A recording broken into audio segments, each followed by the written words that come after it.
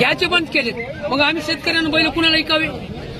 घरी खुरपणाचे पैसे द्यायचे, खाताचे पैसे द्यायचे, अनेक लेकराच्या शिक्षणाच्या अडचणी आहेत। कशा करावं आम्ही? आता कोण म्हातारा बैल आज घरी म्हातारा कोण होऊ त्याला बैल? तुम्ही गाय देऊ नका, गायीच्यावर बंदी घाला बेशक। गाय बंद करा, गायीवर अन्याय करा तर तुम्ही जेलमध्ये टाका त्याला। पण बैलाला म्हशीला जमल कसं? जमल कसं? पण घ्यावं कोण? हे जर घेणार तर घेईल कोण? त्याला फुकट सोडून द्यावं लागतील आम्हाला जनावरी। आणि गोशाळा कशाला काय? गोशाळा सरकारने कशाला काढली? फक्त टंगरे जनावर मिळायला। कारण गोशाळा बाहेर जनावर शेतकरी व्यापारी धरून काही गोशाळेत घालायला घातलीत का?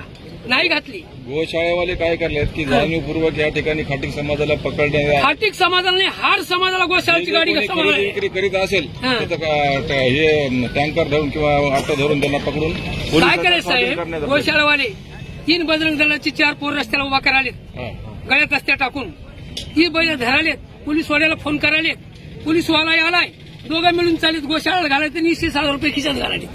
हे व्यापारी मरून चाला इकडे। म्हणजे बैल 6 वेळा 3 वर्ष झाला आहेत। आता बैल आहेत का? म्हणजे 6 बैल म्हणजे धरलेली।